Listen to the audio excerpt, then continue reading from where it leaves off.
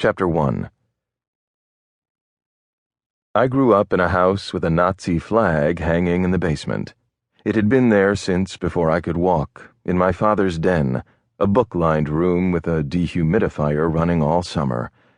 My father was an intellectual, a history professor at a large state university in the Midwest, but he had also been an Army infantry officer in World War II.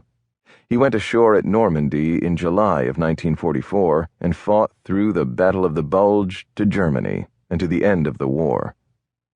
One day it occurred to me to ask him where he'd gotten the flag. He said a sergeant in his battalion pulled it down from the city hall when they took a German town in the war. April 1st, 1945, Recklinghausen, Germany.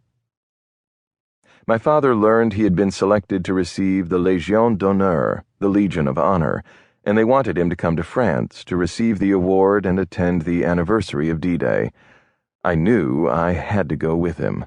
Seeing him receive the award in the American cemetery on the cliffs of Normandy was humbling.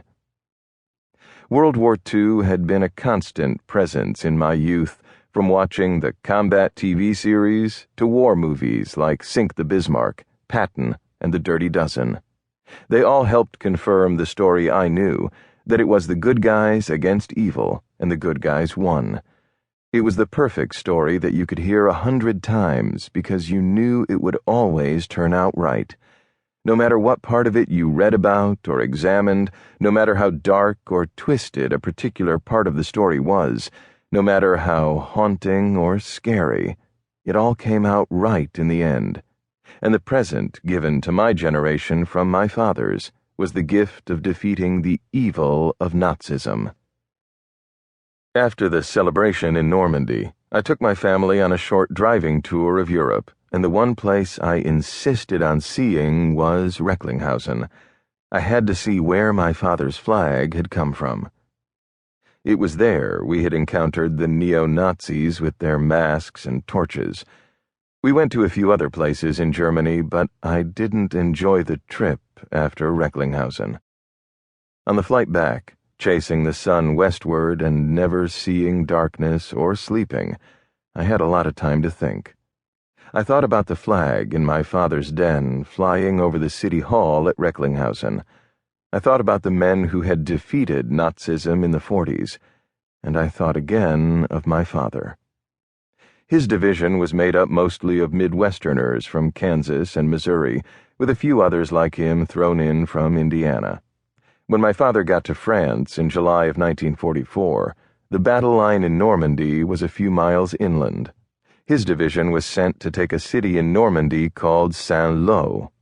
It was a terrible, bloody battle, and there began the massive casualties that decimated his battalion.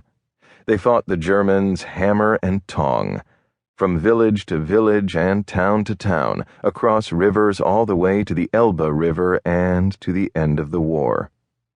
Of all of the officers in his battalion who went ashore at Normandy and fought to the end of the war, he was the only one who wasn't killed or wounded. But as I sat on the airplane on the way home, I was hit by the stark awareness that the poisonous philosophy that had grown to full bloom under Hitler's Third Reich still lived. Some of its original advocates were still living, and now there were new advocates in Germany and elsewhere.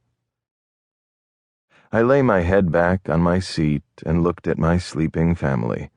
They were exhausted from the trip and the way it had ended. They hadn't recovered, and truthfully, neither had I. Unable to sleep, the images of those neo-Nazis in Recklinghausen haunted me. I decided to make some discreet inquiries when I went back to work at my job as a special agent of the FBI in the J. Edgar Hoover building in Washington, D.C.